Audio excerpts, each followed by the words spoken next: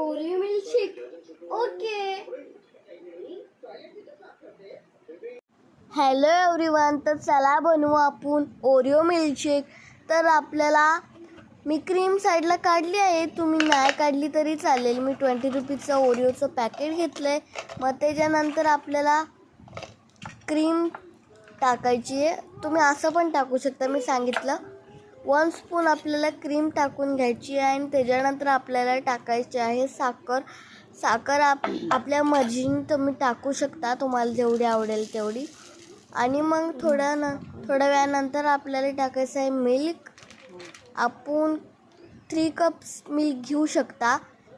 काय तुम्हाला जेवढं घेऊ शकता तेवढं तुम्ही घ्या. मग त्याच्यानंतर आपल्याला काय करायचं आहे, आपल्याला मिक्सरमध्ये टाकून त्याला मिक्सिंग होऊ द्यायचं. म्हणजे ते चांगलं ग्राइंड होईल आणि ते खूप मस्त वाटेल.